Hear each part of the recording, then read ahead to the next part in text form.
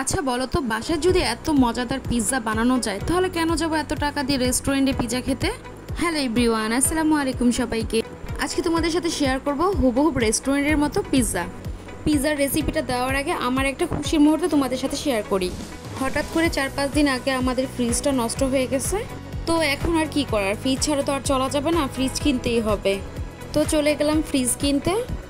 আমরা অবশ্য অনলাইন থেকে আগেই দেখে গিয়েছিলাম কোন ফ্রিজটা কিনবো। আমাদের ডাবল ডোরের এই ফ্রিজটা ভালো লাগছে।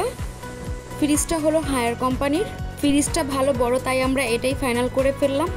ফ্রিজটা হলো 712 লিটার। আচ্ছা প্রাইসটা কত সেটা কি বলবো, নাকি আবার সবাই বলবে শো অফ করতেছি? আচ্ছা যে যা বলার বলুক, আই ডোন্ট কেয়ার।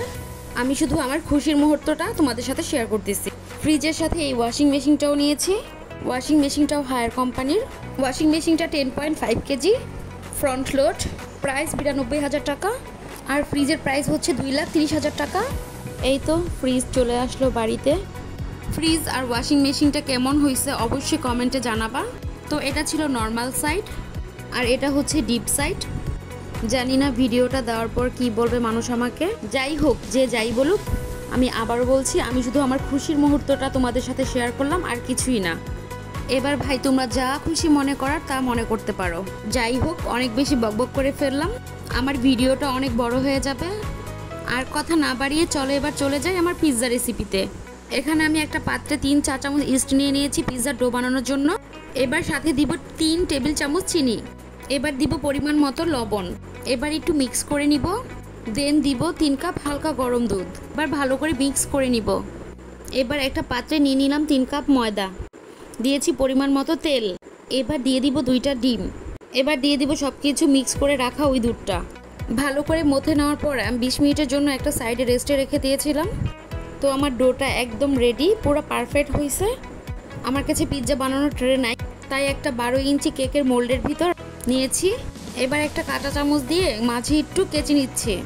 আমি সাইডগুলোতে সসেস এভাবে ভিতরে দিয়ে দিচ্ছি, এতে করে খেতে আরও বেশি ভালো লাগে। এবার দিব পিৎজা সস, সাথে দিব মায়োনিজ। এবার দিব ভেজে রাখা চিকেন, সাথে দিব সসেস, দিব মাশরুম, সাথে দিব বেবি কর্ন। এবার দিব মজেরেলা চিজ। এবার দিয়ে দিব কিছু ক্যাপসিকাম, আর সাথে দিয়ে দিয়েছি পেঁয়াজের কিছু টুকরো। এবার দিয়েছি চিলি ফ্লেক্স, অরগ্যানো, গোলমরিচ গুঁড়া। এবার আমি চুলায় বেক করে নিয়েছি 30 মিনিটের জন্য। আমার পিৎজাটা কতটা লোভনীয় হয়েছে দেখেই বোঝা যাচ্ছে। তোমাদের কাছে আমার ভিডিওটা কেমন লেগেছে অবশ্যই কমেন্ট করে জানাবা। কারো যদি আমার ভিডিওটা ভালো লাগে, লাইক শেয়ার কমেন্ট করতে ভুলবা না। আর আমার চ্যানেলটাকে সাবস্ক্রাইব করে দিবা। যারা যারা আমার ভিডিওটা দেখেছো তাদেরকে অসংখ্য ধন্যবাদ। ওকে, সবাই ভালো থাকবে। আল্লাহ হাফেজ সবাইকে।